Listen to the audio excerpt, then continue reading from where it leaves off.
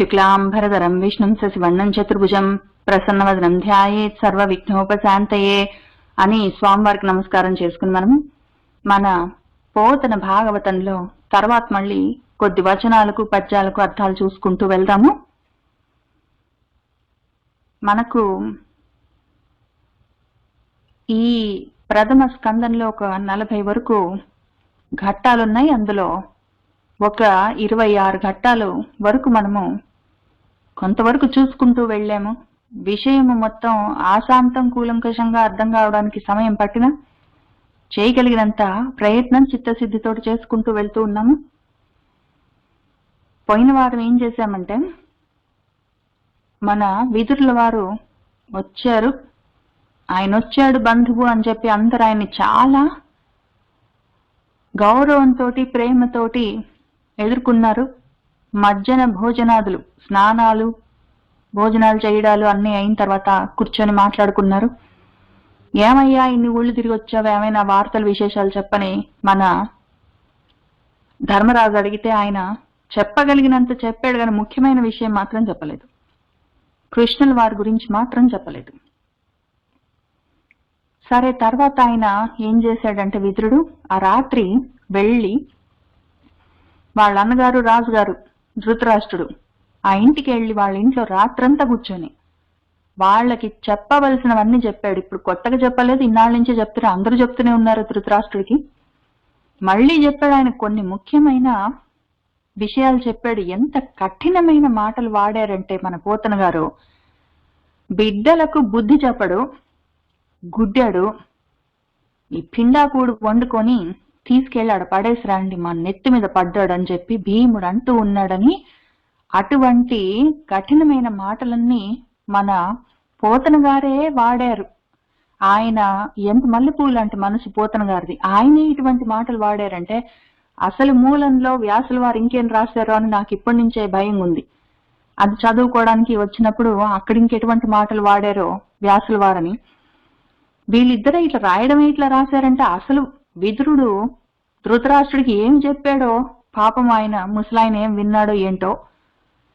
ఆ విధంగా నువ్వు అయినా కూడా వాళ్ళు పెట్టిన కూడు తిని ఏదో విధంగా ప్రాణం నిలబెట్టుకోవడం నీకు ఇప్పుడు ఇంత అవసరమా అని ఆయనకి చెప్పవలసినవన్నీ చెప్పి, ఇంకేం మిగిలింది నీకు నువ్వు చేయడానికి? ఇప్పటికైనా సరే ప్రయాణ కాలే అపి, వెళ్ళిపోయే సమయంలోనైనా సరే కొంచెం దైవం గురించి ఆలోచన, ఆత్మ గురించిన ఆలోచన చెయ్యాలి కదా, ముక్తి గురించి ఆలోచన చెయ్యాలి కదా అని ఆయనకి చెప్పవలసినన్ని హితోక్తులన్నీ చెప్పి వాళ్ళని తీసుకొని ధృతరాష్ట్రుణ్ణి, గాంధారిని ఆయన అడవులకు వెళ్ళిపోయాడు. ఆ హస్తినాపురం దగ్గర నుంచి కొంత దూరంలో ఉన్న ఆ హిమాలయాలు, అక్కడే ఉన్న అరణ్యాల్లోకి వెళ్ళిపోయారు. తర్వాత రోజు పొద్దున లేచి వచ్చాడు ధర్మరాజు, వెతుక్కున్నాడు. వాళ్ళ పెదనాయన గారు, పెద్దమ్మ గారు కనిపించలేదు. ఏం జరిగిందని అక్కడే ఉన్న సంజయ్ని అడిగితే నాకు తెలియదు అన్నాడు. అయ్యో అని అనుకుంటున్న సమయంలో నారదుడు వచ్చాడు. నారదుడితోటి, నీకేమైనా తెలుసా, మా వాళ్ళు పెద్దవాళ్ళు కనిపించట్లేదు, అయ్యో పాపము అని అడిగితే నారదుడు ఏం చెప్తున్నాడో ఇవాళ చూసుకుందామని మొన్న ఆపాము, అక్కడి నుంచి ముందుకు వెళ్దాము. నారదుడు, తుమ్ముడు ఇద్దరు వచ్చారు. మన ధర్మరాజు, ఆయన తమ్ముళ్ళు వాళ్ళందరూ లేచి నమస్కారాలు చేశారు, ఉచితాసనాలు చూపించారు. కూర్చున్నాక ఈ ప్రశ్న అడిగితే మన నారదుడు చెప్తున్నాడు ధర్మరాజుకు. అనిన విని సర్వజ్ఞుండైన నారదుండు ధర్మజనకిట్లనియే, ఈశ్వర వశంబు విశ్వంబు, ఈశ్వరుండ భూతములనొకటితోనొకటి చేర్చును ఎడబాపును, సూచీ భిన్న నాసికలందు రజ్జుప్రోతంబులవుచు కంఠరజ్జువుల కట్టబడిన బలీవర్ధనంబులంబులే కర్తవ్య విధాయక వేద లక్షణయగు వాక్ తంత్రియందు వర్ణాశ్రమ లక్షణంబులు గల నామంబులచే బద్ధులైన లోకపాల సహితంబులై లోకంబు ఈశ్వరాదేశంబు వహించు క్రీడా సాధనంబులగు అక్ష కందుకాదులకి ఎట్లు సంయోగ వియోగంబులు అట్లు క్రీడించున్ ఈశ్వరుని క్రీడా సాధనంబులైన జంతువులకు సంయోగ వియోగంబులు అగుచుండు. సమస్త జనంబును జీవరూపంబున ధ్రువంబును దేహరూపంబున అధ్రువంబునై ఉండవు. మరియు ఒక్క పక్షంబున ధ్రువంబు అధ్రువంబును కాకయుండో. శుద్ధ బ్రహ్మ స్వరూపంబున అనిర్వచనీయంబుగా రెండునై ఉండవు. అజగరంబు చైతన్యంబడిన పురుషుండు అన్యుల రక్షింపలేని తెరంగున పంచభూతమయంబై కాల కర్మ గుణాధీనంబైన దేహంబు పరుల రక్షింప సమర్థంబు కాదు. కరంబులు గల జంతువులకు కరంబులు లేని చతుష్పదంబులు ఆహారంబులగు. చరణంబులు గల ప్రాణులకు చరణంబులు లేని తృణాదులు భక్షణీయంబులగు. అధిక జన్మంబులు కదా వ్యాఘ్రాదులకు అల్ప జన్మంబులు గల మృగాదులు భోజ్యంబులగు. సకల దేహంబులందు జీవుండు కలుగుటం చేసి జీవునికి జీవుండ జీవికయగు. అహస్త సహస్తాది రూపంబైన విశ్వమంతయు ఈశ్వరుండు కా తెలియము. అతనికి వేరు లేదు.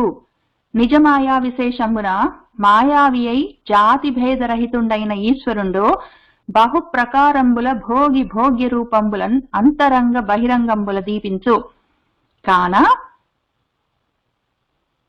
అనాథలు దీనులును అగు నాదు తల్లిదండ్రులు నన్పాసి ఏమయ్యెదరో ఎట్లు వర్తింతురో అని భగవన్ పనిలేదు.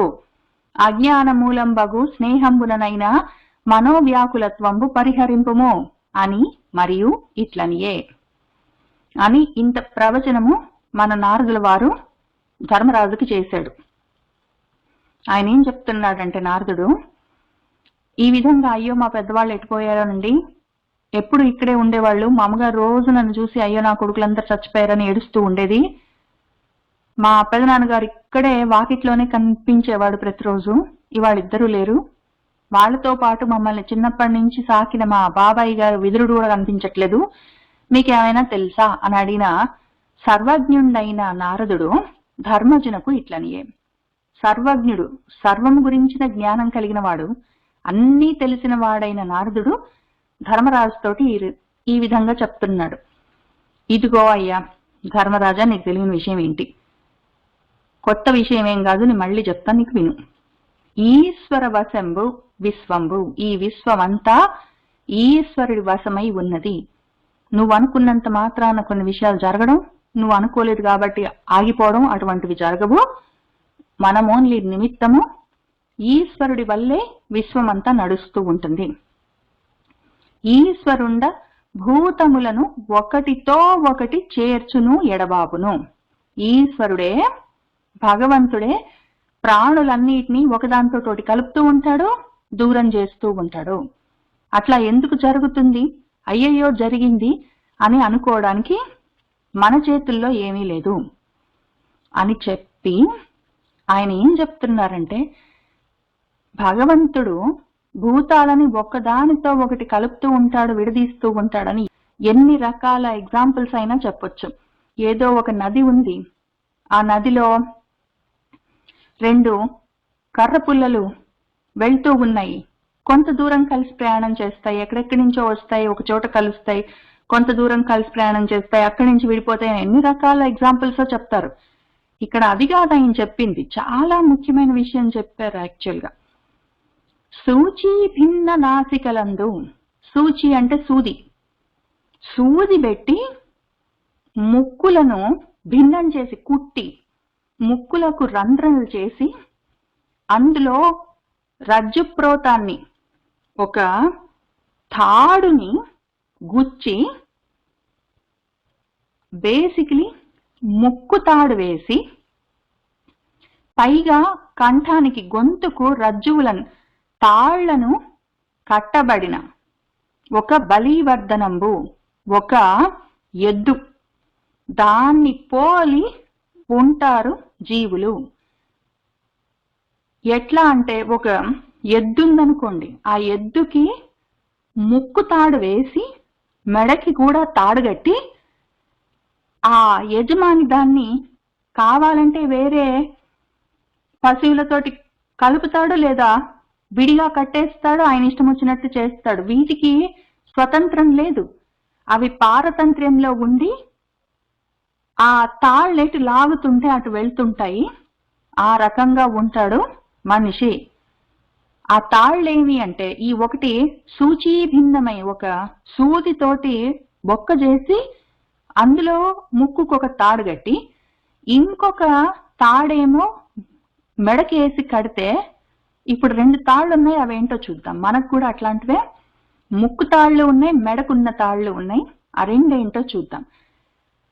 కర్తవ్య అకర్తవ్య విధాయక వేద లక్షణం. ఇది నీ కర్తవ్యము, చేయవలసిన విహితమైన కర్మ. ఇది నీకు అకర్తవ్యము, చెయ్యకూడని అవిహితమైన కర్మ అని విధాయకము, విధి ఉంటాయి మనకు, విధి విధానాలు. అవి వేద లక్షణాలు, వేదాల్లో చెప్పబడిన విషయాలు. అవి వాక్ తంత్రులు, వాక్కులు, వేద వాక్కులన్నా తాళ్ళవి. వేదాల్లో ఆ తాళ్ళన్నీ ఉంటాయి. అవి మనకు ముక్కుకు తాళ్ళేసి కట్టినట్టు కడతాయి అవి. ఆ వేదాల్లో ఉన్న విషయం, ఇది నీ కర్తవ్యము, చెయ్యి, ఇది నీ కర్తవ్యం కాదు, చెయ్యొద్దు, ఇది విహితము, అది అవిహితము, ఇది నీ విధి, అది నిషేధము అని ఎన్ని విషయాలు వేదాల్లో ఉంటాయి. అవి వేదాల వాక్కులన్నీ తాళ్ళుగా, తంత్రి అంటే తాడు, ఆ తీగలుగా తాళ్లగా మనకు ముక్కుకు తాడేసి కట్టి లాగుతుంటాయి. అవి మన ఇష్టం వచ్చినట్టు పోనీయకుండా, ఇట్లా చేసావంటే తప్పు, ఇది చేస్తే పాపం వస్తుంది, నరకానికి పడిపోతావు, అధోగతి పాలైపోతావు, చెయ్యొద్దు, ఇది చెయ్యి, ఊర్ధ్వగతులు వస్తాయి, బాగుపడతావు అని ఇంకా అది చెప్పినట్టు, అది ఎటువైపు లాగుతుంటే అటు సైడ్ ఆ వేదంలో చెప్పినట్టు ఆ కర్తవ్య అకర్తవ్యాలను చూసుకుంటూ మనము వెళ్తూ ఉంటాము. మనమే ఏంటో చేస్తున్నాం అనుకుంటాము. అదే ఒక తాడంటే మళ్ళీ ఒకటి గొంతుకు గట్టిన తాడు ఒకటి ఉంది కదా, అది చూద్దాము. వర్ణాశ్రమ లక్షణంబులు గల నామంబులచే, వర్ణాశ్రమ విధానాలనున్నాయి. ఇది నీ వర్ణము, నువ్వు ఉద్యోగస్తుడివి, నువ్వు పాలకుడివి, నువ్వు చదువుకునేవాడివి, నువ్వు వ్యవసాయము లేదా వాణిజ్యం చేసేవాడివి, నువ్వు ఈ బ్రహ్మచర్యాశ్రమంలో ఉన్నవాడివి కాబట్టి చదువుకో, నువ్వు గృహస్థాశ్రమంలో ఉన్నావు కాబట్టి అందరికీ, ఇంటికి వచ్చే వాళ్ళకి పోయే వాళ్ళందరికీ ఏం కావాలో చూసుకో, నువ్వు సన్యాస మార్గంలో ఉన్నావు, నువ్వు పని చేయకూడదు అన్ని. అది చాలా లక్షణాలు, అన్ని రకరకాల గుర్తులన్నిటితో, వివిధమైన నామాలతో, ఎన్నో పేర్లుంటాయి ఆ ధర్మాలకి. చాలా ధర్మాలుంటాయి. ఏదో గృహస్థు ధర్మాలుంటాయి, ఆశ్రమ ధర్మాలుంటాయి, వర్ణ ధర్మాలుంటాయి, ఏదో భర్తృధర్మాలుంటాయి, ఏదో పితృధర్మాలుంటాయి, లేదా విద్యార్థికి వాడి ధర్మాలు వాడుకుంటాయి. ప్రతి వాడికి ఎవరి ధర్మాలు వాళ్ళు, ఆ ధర్మాలన్నీ ఎన్నో పేర్లతోటి ఉంటాయి. అవన్నిటితో, ఆ బంధాలతో బద్ధులై ఉంటారు. ఎవరు అంటే మామూలు వాళ్ళు వీళ్లే కాదు, పశువుల్లాగా వాటికి అన్నిటికీ బద్ధులై ఉన్నది. ఏదో పశువులో ఏదో మనిషిలో అంతవరకే కాదు, లోకపాల సహితంబులైన మొత్తం లోకం. వాళ్ళు వీళ్ళని లేదు, ఎవరికి వాళ్ళకి ముక్కుకు తాళ్ళేసి కట్టి, మెడలకు తాళ్ళేసి కట్టి లాగుతూ దాన్ని నడిపించినట్టు నడిపిస్తూ ఉండేది. ఇంక వేరేది ఒకటి ఉంది, అదంతా ఈశ్వరం అని ఒకటి ఉన్నది. అది మొత్తం విశ్వాన్ని, మొత్తం లోకాన్ని, లోక పాలకులతో సహా అందరిని నడిపిస్తుంటుంది. ఆ ఈశ్వరత్వమే, ఆ ఈశ్వర తత్వమే ఈ భూతాలన్నిటినీ ఒకదాంతో ఒకటి కలుపుతుంటుంది, వేరు చేస్తుంటుంది. ఇంకా అది ఎట్లుంటుందంటే పరిస్థితి, లోకంబు ఈశ్వరాదేశంబు వహించు. లోకమంతా ఆ ఈశ్వరుడు చెప్పిన ఆదేశాన్ని వహిస్తుంటుంది. అంటే ధరించి, ఇది నా ధర్మము, ధరించేది ఏదైనా నా ధర్మం అనుకున్నది ధరిస్తాను. నేను ధరించింది అది నా ధర్మం. నేను ఏది ధరిస్తానో అది నా ధర్మం కదా, ఇది నా ధర్మము అనుకుంటాను, దాన్ని ధరిస్తాను. ఆ ధర్మం ఎక్కడి నుంచి వచ్చిందంటే ఈశ్వర ఆదేశము, ఆ ఆదేశాన్ని పాటిస్తుంటాను. అవి నాకు బంధాలుగా ఉంటాయి, వేరే మార్గం లేదు. అదంతా మొత్తం లోకమంతా, విశ్వమంతా ఈశ్వరుడి వశమై ఉంది. ఇప్పుడు ఈ మొత్తం లోకం, ఆ విశ్వమంతా ఎట్లా ఉంది అంటే ఈశ్వర వశమయ్యే, ఆ మొత్తం విశ్వము ఆ ఈశ్వరుడికి క్రీడా సాధనంబులు అయి ఉన్నాయి. మొత్తం ప్రాణులు, జీవులు, లోకాలన్నీ ఈశ్వరుడి యొక్క, భగవంతుడి యొక్క క్రీడా సాధనాలు, ఆడుకునే ఆట బొమ్మలు. అందులో అక్షములు, కందుకాలు అని ఉంటాయి. అక్షాలు అంటే డైస్ అంటాం కదా, పాచికలు. కందుకాలు అంటే బంతులు, బాల్స్. ఏదో బాల్స్ తోటి ఆడుకున్నట్టు, ఏదో పాచికలు ఆడినట్టు, డైస్ ఆడినట్టు మనతోటి ఆడుకుంటూ ఉంటాడు భగవంతుడు. ఆది ఇంకా రెండే కాదు, 1-2 ఎగ్జాంపుల్స్ చెప్పారు అంతే. ఆ డైస్ లో ఆ బాల్స్ అన్ని పెట్టుకొని ఆ పాచికలతోటి, బంతులతోటి ఆడినట్టు మనతోటి బతుకులతోటి ఆటలన్నీ ఆడుతూ ఎట్లు ఏ విధంగా ఆ బాల్స్ తోటి, బంతులతోటి, పాచికలతోటి సంయోగ వియోగాలు కలుపుతూ ఉండడం, విడదీయడం ఎట్లా చేస్తూ ఉంటామో అట్లు అదే విధంగా క్రీడిస్తూ ఆడుతూ ఉంటాడు ఈశ్వరుడు. ఈశ్వరుని క్రీడా సాధనంబులైన జంతువులకు, జంతువులు అంటే జన్మించినవేవైనా జంతువులు, జంతువులు అంటే యానిమల్స్, మనం మాత్రం కాదని అనుకోవడానికి లేదు, జన్మించింది ఏదైనా జంతువే. ఆ జంతువులకు సంయోగ వియోగాలు కూడా అట్లానే జరుగుతూ ఉంటాయి. సమస్త జనంబును, జనం అంటే జన్మించింది ఏదైనా సరే, జంతువు, ఏ ప్రాణైనా సరే, సమస్త ప్రాణులకు జీవరూపంబున ధ్రువము, నిత్యము ఉండేది ఒకటి ఉంటుంది. తర్వాత దేహ రూపంబున అధ్రువము అంటే అనిత్యము. నిత్యము ఉండేది నేను ఉంటాను, నువ్వు ఉంటావు అర్జున, నేను ఉంటాను, ఈ రాజులు ఉంటారు, అందరూ ఉంటారు, ఎక్కడ వాళ్ళు అక్కడే ఉంటారు, కానీ పడిపోయేది శరీరాలు అని చెప్పారు కదా. కాబట్టి ఆ అనిత్యంగా, అధ్రువంగా పడిపోతూ ఉండే దేహాల రూపంలో, ఎప్పుడూ ఉండే నిత్యంగా ఉండే, ధ్రువంగా ఉండే జీవ రూపంలో, 2 ధ్రువ అధ్రువంగా సమస్త లోకులు ఉంటారు. నేను కూడా ధ్రువాధ్రువ రూపంలో ఉంటాను ఒకటేసారి.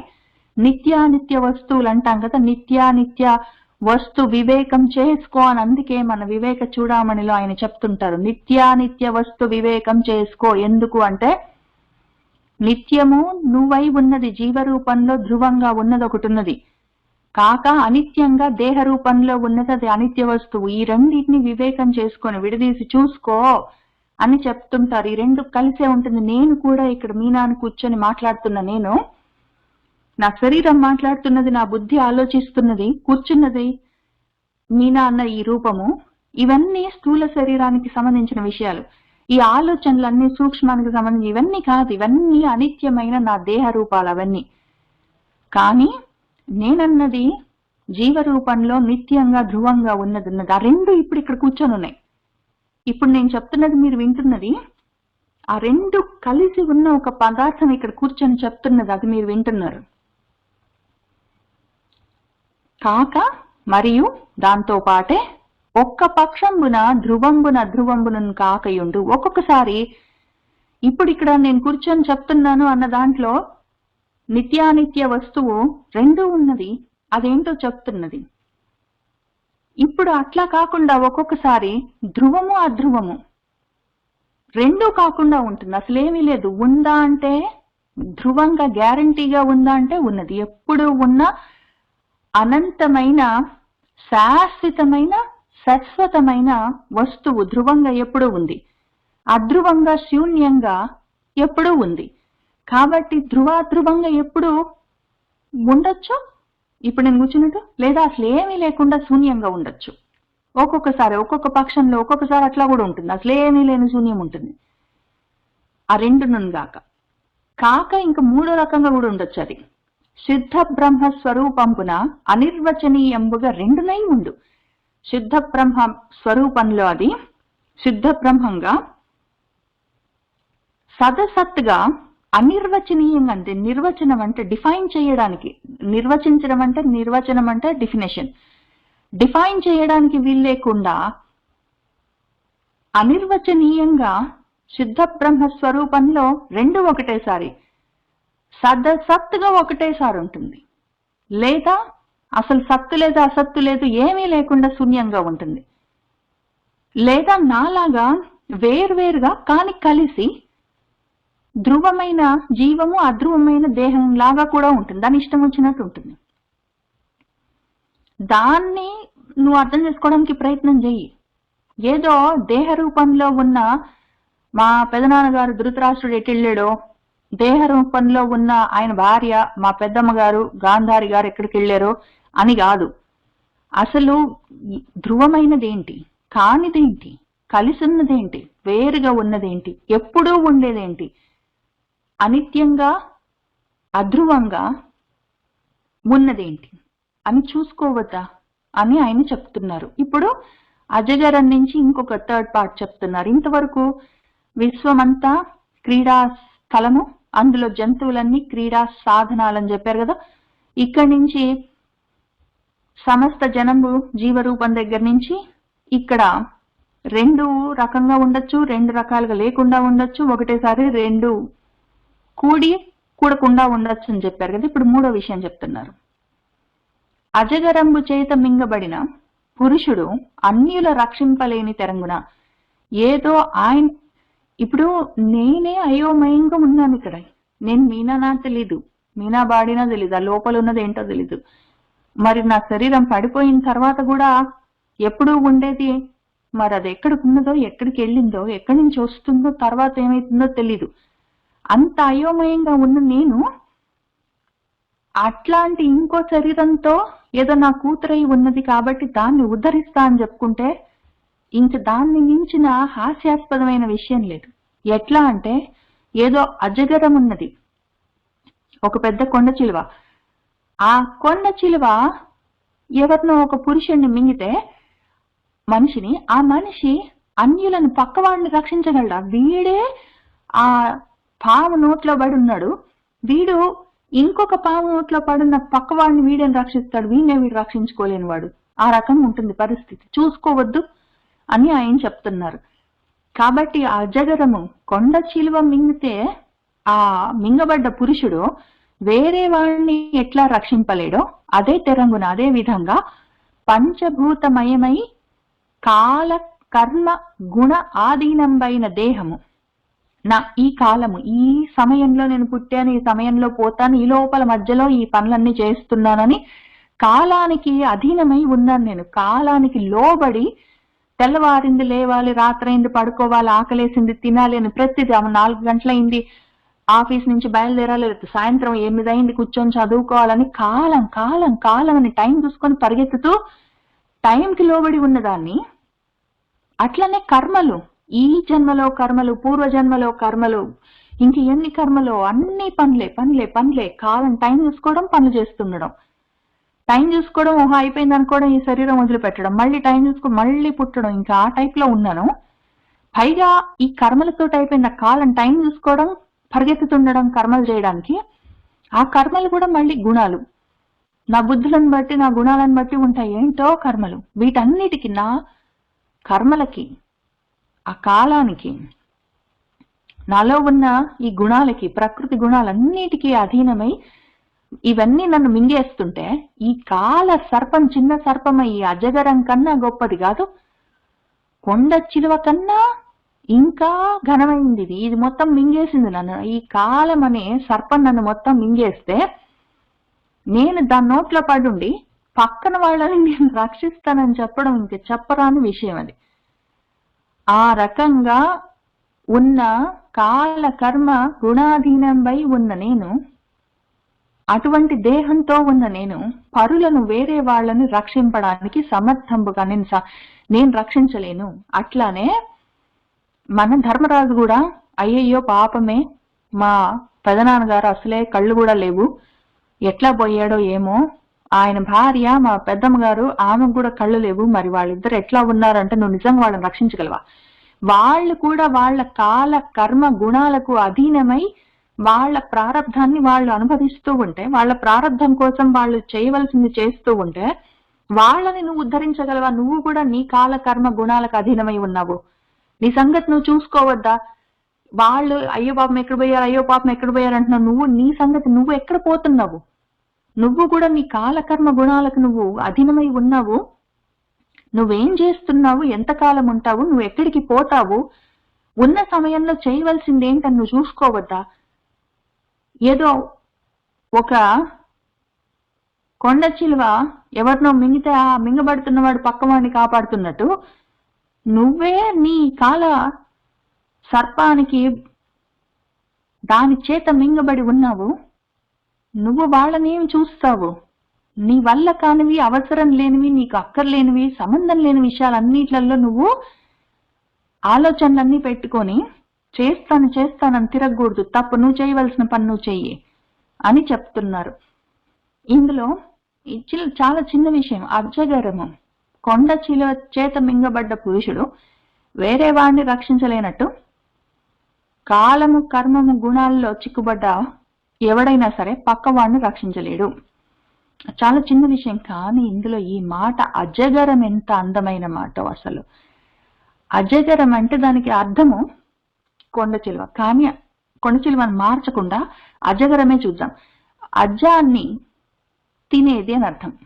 అజము అంటే మేక, మేకను కూడా మింగేయగలదు కాబట్టి దాన్ని అజగరం అని పిలుస్తారు. దానికి అజగరం అని పేరు ఎందుకంటే అజం అంటే మేక, మేకను కూడా మింగేస్తుంది కాబట్టి దాన్ని, ఆ కొండ చిలువని అజగరం అంటారు.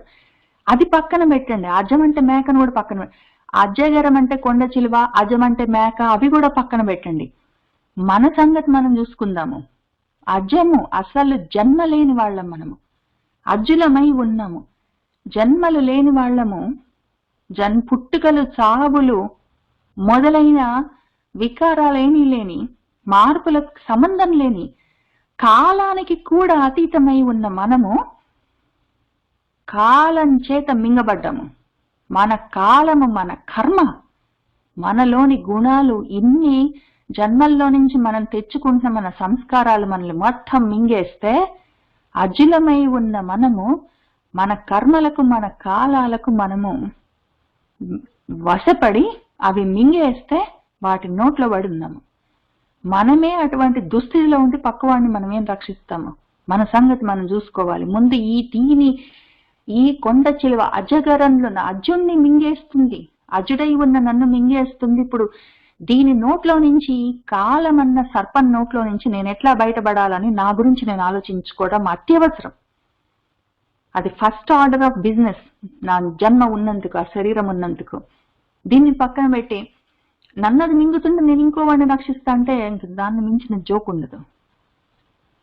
ఇది ఇక్కడ అజగరం దగ్గర నా మనసు ఆగిపోయింది అసలు నోట్స్ రాసుకుంటున్నప్పుడు. అజగరమే, ఇక్కడ కాలం, రెండు పక్క పక్కనే. కాల సర్పము అదొక అజగరము. అజగరాన్ని, అజమైన నన్ను మింగేస్తున్న కాలమన్న పాము. సరే, అక్కడి నుంచి అంతవరకు ఆ విషయమైంది. తర్వాత ఆయన ఇంకొక టాపిక్ చెప్తున్నారు. అసలు ఈ మొత్తం ఎకలాజికల్ ఎట్లా సైకిల్ అంతా ఎట్లా తిరుగుతుందని చెప్తున్నారు. కరంబులు గల జంతువులకు కరంబులు లేని చతుష్పదంబులు ఆహారంబులగు.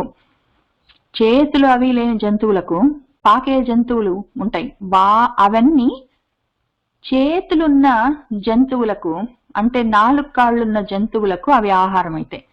కాళ్ళు చేతులు లేవు, గబగబా వెళ్ళలేవు, నత్తలు అట్లాంటివి గబగబా వెళ్ళలేనివన్నీ ఏం చేస్తాయి? ఒక గబగబా వెళ్ళగలిగినవి, 4 కాళ్లతోటి వెళ్ళగలిగిన వాటికి ఇవి ఆహారం అవుతాయి. అందులో ఇక్కడ జంతువులు, కరంబులు లేని జంతువులు అంటే చేతులు కాళ్ళు లేని జంతువులు, ఊరికి పాకేవి, నత్తలు లాంటివి అని అనుకోవచ్చు. నత్తలకు కూడా చిన్న చిన్న కాళ్ళు ఉన్నాయి. కానీ ఇక్కడ ముఖ్యంగా జంతువులు అంటే జన్మించింది ఏదైనా జంతువు అనుకున్నాం. చెట్లు కూడా జంతువులే. కాబట్టి చేతులు కాళ్ళు లేకుండా ఉన్నవన్నీ, చెట్లన్నీ చేతులు కాళ్ళు ఉన్న 4 పాదాలు, చతుష్పాదాలు, 4 పాదాలున్న జంతువులకి ఈ చెట్లన్నీ ఆహారం అవుతాయి. ఇప్పుడు ఈ చరణాలు కల ప్రాణులకు, చరణాలు లేని తృణాదులు భక్షణీయంబులగు. కాళ్ళు, చేతులు లేని జంతువులేమో చేతులున్న కాళ్ళున్న జంతువులకు ఆహారం, కాళ్ళు లేని చెట్లేమో కాళ్ళున్న ప్రాణులకు ఆహారం. తృణాదులు, తృణం అంటే గడ్డి మొదలైనవన్నీ కాళ్లతోటి ఉన్న జంతువులకు ఆహారం. అట్లానే అధిక జన్మంబులు గల వ్యాఘ్రాదులకు, వ్యాఘ్రం అంటే పెద్ద పులి, కాబట్టి అధిక జన్మం అంటే కొంచెం పై స్థాయి లైఫ్. ఈ మన పెకింగ్ ఆర్డర్ లో కొంచెం పైన ఉంది, అది ఇకలాజికల్ సిస్టమ్ లో పైన ఉంది ఆ పెద్ద పులి లాంటిది. వాటికి అల్ప జన్మలు, తక్కువ స్థాయి జన్మల్లో ఉన్నవి మృగము, జింకలు అట్లాంటివన్నీ భోజ్యాలు, వాటికి అన్నాలు, భోజనాలు. ఆ రకంగా సకల దేహంబులందు జీవుడు కలుగుటం చేసి జీవుడికి జీవుడే జీవిక. మనము ఓహో చెట్లున్నాయి, గడ్డి ఉంది, గడ్డి చెట్లు ఏమో జింకలకి వాటికి ఆహారము, జింకలేమో పెద్ద పులుల వంటి వాటికి ఆహారము అని నువ్వు సపరేట్గా చూసుకుంటున్నావు. కానీ సకల దేహాల్లో ఉన్న దేహి ఒక్కటే, ఆ జీవుడే అయి ఉండడం వల్ల వాడికి వాడే ఫుడ్. ఏదో గడ్డిని జింక తింటుంది, జింకని పెద్ద పులి తింటుంది కాదు. రూపాలు అట్లా కనిపిస్తున్నాయి, అంతా ఒకటే. జీవుడికి జీవుడే జీవిక. జీవిక అంటే బతుకు తెరువు, ఉపాయం. ఈ రూపంలో ఉండడానికి ఇంకో రూపంలో ఉండడాన్ని దాన్ని ఈ జేబులో నుంచి డబ్బులు తీసి ఆ జేబులో పెట్టుకున్నట్టు పెట్టుకుంటుంది అంతే. పైగా అహస్త సహస్తము. అహస్తం అంటే చేతులు లేని, సహస్తం అంటే చేతులతోటి ఉన్నది. ఈ రూపాలతోటి విశ్వమంతా ఈశ్వరుడే ఉన్నాడని తెలుసుకో. చేతులున్నవి కాబట్టి చేతులు కాళ్ళు లేని చెట్లని, గడ్డిని కాబట్టి, లేదా నోరు లేని జంతువులు, మృగాలు, మన జింకలు లాంటివి, వాటిని ఏదో బాగా క్రూర మృగాలు, పెద్ద పులులు లాంటివి అని చూస్తున్నావు. చేతులు ఉన్నాయా లేవా కాదు, అహస్తమా సహస్తమా కాదు, ఏ రూపమైన విశ్వమంతా ఈశ్వరుడే ఒక్కటే. ఆ ఈశ్వరుడికి వేరుగా ఇంకొకటి అన్యం లేదు, మొత్తం అనన్యము. కాబట్టి అడవులకు వెళ్ళింది ఎవరు? ఇక్కడ కూర్చొని నాతోటి మాట్లాడుతుంది ఎవరు? ధృతరాష్ట్రుడు వేరుగా ఉన్నాడు, ధర్మరాజు వేరుగా ఉన్నాడని నువ్వు చూసుకుంటున్నావు. ఇప్పటిదాకా, మొన్న యుద్ధం చేసిన దాకా, ఇంతవరకు నువ్వు రాజ్యపాలన చేసినంత వరకు అదొక వేరే విషయము. నువ్వు బయటికి నువ్వు ఏ కర్మలైనా చేసుకో, మనసులో మాత్రం ఉన్నదంతా ఒక్కటే అన్న ఎరుక రావద్దు ఇప్పటికైనా. కాబట్టి నిజ మాయా విశేషంబున మాయావి అయి జాతి భేద రహితుండైన ఈశ్వరుండు బహుప్రకారంబుల భోగి భోగ్య రూపంబులన్ అంతరంగ బహిరంగంబుల దీపించు. నిజమాయా విశేషంతో, స్వమాయతో, ఆయన యొక్క మాయతో ఆయనే మాయావి అయి, దొంగలాగా, ఆయన మాయగాడిలాగా, నేను జంత్రగాడిని అని కూడా చెప్తారు పాపం ఆయనే మన భగవద్గీతలో. ఆయన జాతి భేదరహితుడై, జాతి భేదం అంటే ఏ జన్మ అన్న తేడా లేదు. చేతులు కాళ్ళు ఉన్న జంతువుల జన్మ, కాళ్లతో నడుస్తూ చేతులతో తింటున్న మనుషుల లాంటి జన్మ, లేదా చేతులు కాళ్ళు లేని చెట్ల లాంటి గడ్డి లాంటి జన్మ అని జాతి భేదాలు, జన్మ భేదాలు లేవు ఆయనకి. అంతా ఆయనే అయి ఉన్నాడు. జాతి భేదరహితుడైన ఈశ్వరుడు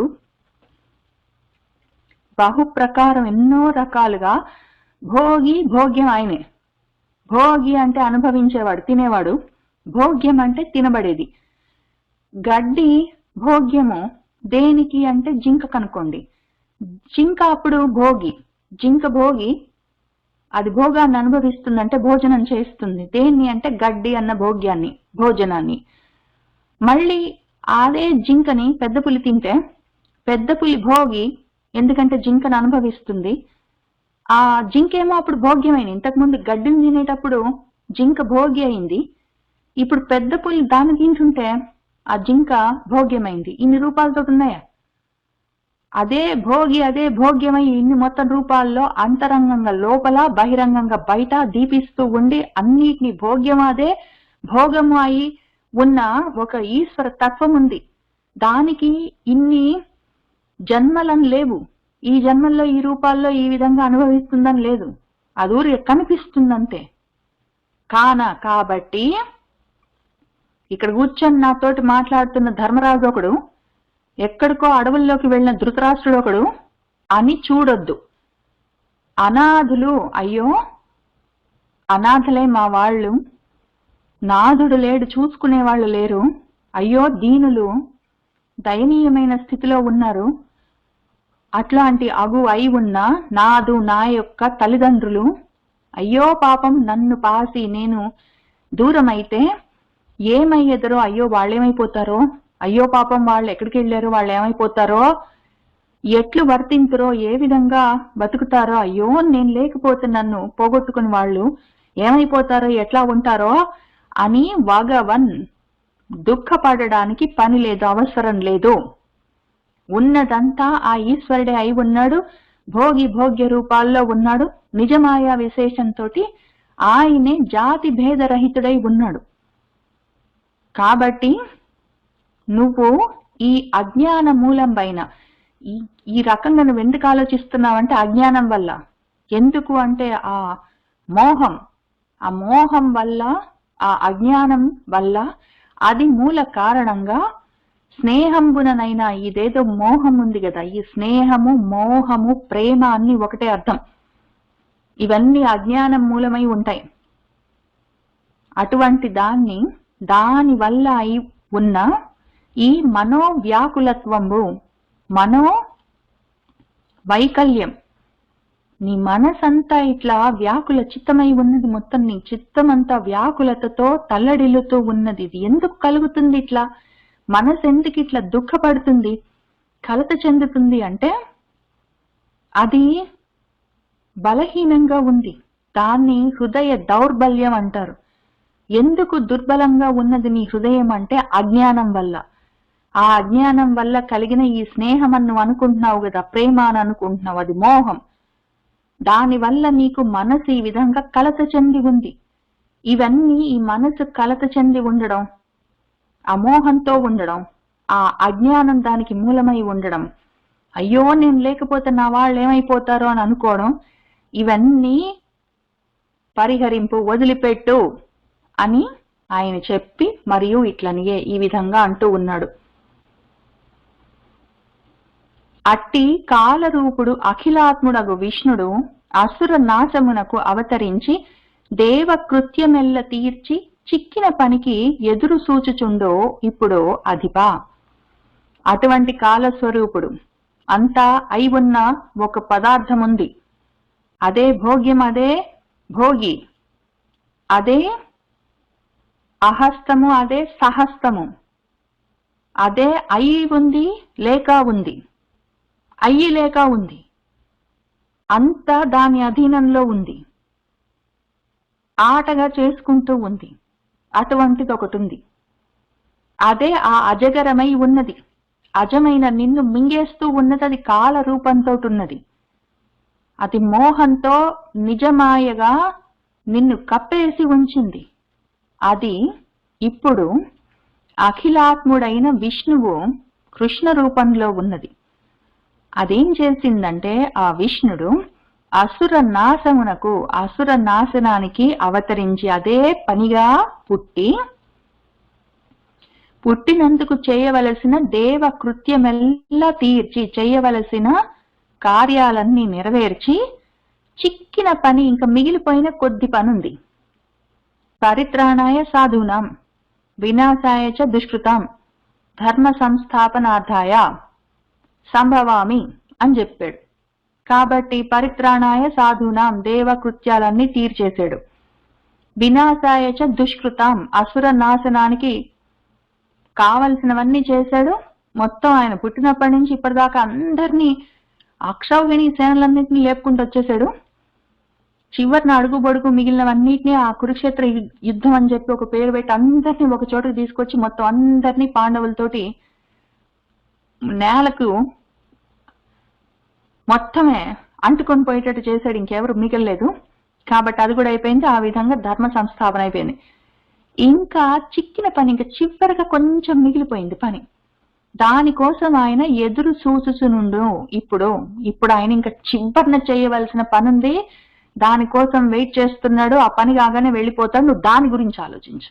నువ్వు దాని గురించి ఆలోచించొద్దా? నువ్వు ఆలోచించవలసినవి రెండు ముఖ్యమైన పనులు ఉన్నాయా లేదా? ఒకటి, అసలు అజుడు అయిన నువ్వు, జన్మే లేని నువ్వు జన్మ తీసుకొని వచ్చి ఈ కాలమన్న సర్పం నోట్లో పడ్డావే, అందులో నుంచి బయటపడాలన్న ఆలోచన లేదా? నీ గురించి నువ్వు ఆలోచించుకోవద్దా? ఎవరో మా పెదనాన్నగారు వాళ్ళు ఎక్కడికో వెళ్ళారు, అయ్యో పాపం నేను లేకపోతే వాళ్ళని చూసేవాళ్ళు ఎవరు లేరని నువ్వు ఎవరి గురించి ఆలోచిస్తున్నావు? నువ్వే కాలపాసం నోట్లో పడున్నావు, కాల సర్పం నోట్లో పడున్నావు. బయటపడద్దు. దాని గురించి అసలు ముందు ఆలోచించాలి. దానికన్నా కూడా ముఖ్యమైన విషయం ఒకటి ఉంది.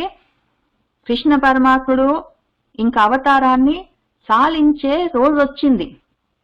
దాని గురించి నువ్వు ఆలోచించవా? అది ముఖ్యమైన, అది అన్నిటికన్నా ముఖ్యమైన విషయం.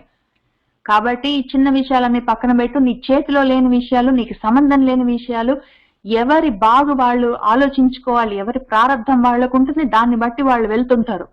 పక్కన వాళ్ళందరివి నువ్వే ఉద్ధరిస్తానని కూర్చోకూడదు, నీ సంగతి నువ్వు చెయ్యాలి. కాబట్టి దాని గురించి నువ్వు ఆలోచించు అధిపా ఓ రాజా అని చెప్పాడు.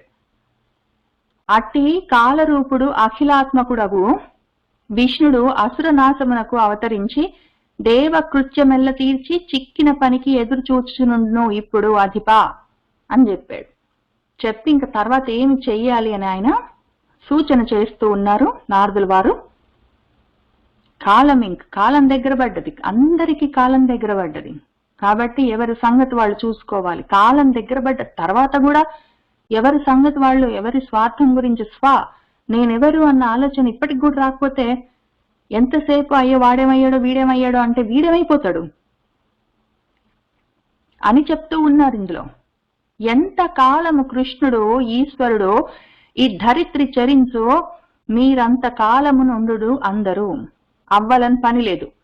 విభ్రాంతి మానుము కాలమున్ కడవంగా ఎవ్వరు నోపరో ఈ చింతయేల నరేంద్ర సత్తమ చెప్పెదన్ వినుము అంతయున్. సరే ఓ నరేంద్ర సత్తమా, రాజులలో ఉత్తముడా, ఓ ధర్మరాజా, చెప్పేదన్ చెప్తా పట్టు అంతయును మొత్తం చెప్తా పట్టు. నువ్వు అడిగేవు కదా అసలు ఒక ప్రశ్న నన్ను, అయ్యో మా పెదనాన్నగారు, మా బాబాయ్ గారు, మా పెద్దమ్మ గారు ఎక్కడికి వెళ్ళారు అని ఒక సూటి ప్రశ్న అడిగావు. వీళ్ళకి జ్ఞానులకు ఒక విషయం ఉంటుంది, ఒక ప్రశ్న అడిగితే వాళ్ళు ఆ ప్రశ్నకి జవాబు చెప్పకుండా ఉండరు, కానీ అంతవరకే చెప్పి ఊరుకోరు.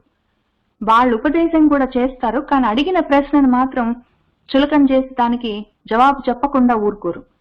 కాబట్టి నువ్వు అడిగావు కదా నన్ను వాళ్ళు ఏమయ్యారని, దానికి జవాబు చెప్తాను, అంతా చెప్తాను, అంతయుని చెప్తాను విను అని ఆయన ఏం చెప్తున్నారంటే, ఇంతకీ ఎంత కాలము ఎంతవరకు కృష్ణుడు ఆ ఈశ్వరుడు ఈ ధరిత్రి మీద భూమి మీద చరించునో తిరుగుతూ ఉంటాడో మీరందరూ పాండవులందరూ అంతకాలము మాత్రం, ఎంతవరకు కృష్ణుడు భూమి మీద ఉంటాడో అంతవరకు మాత్రం మీరు ఉండండి అందరూ, మీరందరూ పాండవులందరూ.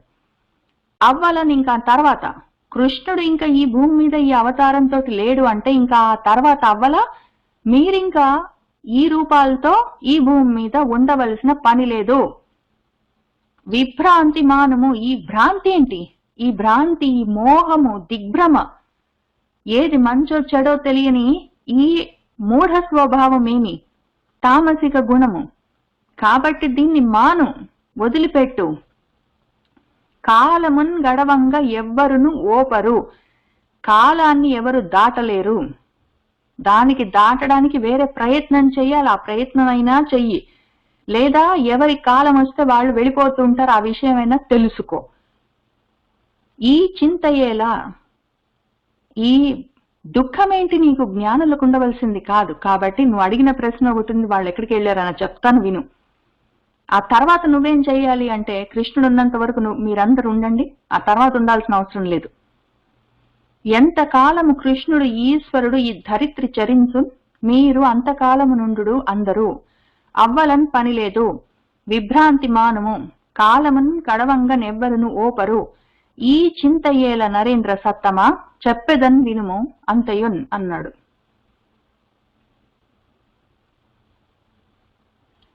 ధృతరాష్ట్రుండు గాంధారీ విదుర సహితుండై హిమవత్ పర్వత దక్షిణ భాగంబున ఒక్క మునివనంబున కుంచని తొల్లి సప్తర్షులకు సంతోషంబు చేయ కొరకు ఆకాశగంగ 7 ప్రవాహంబులై పారిన పుణ్యతీర్థంబునన్ కృత స్నానుండై యథావిధి హోమంబునరించి జలభక్షణంబు గావించి సకల కర్మంబులు విసర్జించి విఘ్నంబులం చెందక నిరాహారుండై ఉపశాంతాత్ముండై పుత్రార్థ దార ఈశనంబులు వర్జించి విన్యస్త ఆసనుండై ప్రాణంబుల నియమించి మనస్సహితంబులైన చక్షురాది ఇంద్రియంబులను ఆరింటిని విషయంబులను ప్రవర్తింపనీక నివర్తించి హరిభావనారూపంబగు ధారణాయోగంబుచే రజసత్వ తమో రూపంబులగు మలంబుల మూటిని హరించి మనంబునన్ అహంకారాస్పదంబైన స్థూల దేహంబు వలన బాపి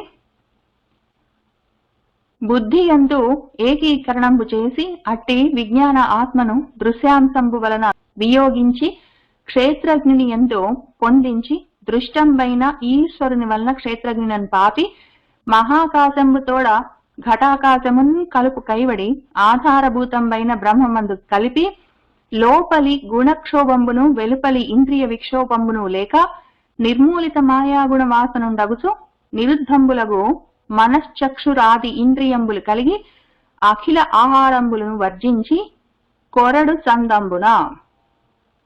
మనవాడు ధృతరాష్ట్రుడు ఏమి చేస్తున్నాడు ఇప్పుడు ఈ సమయంలో?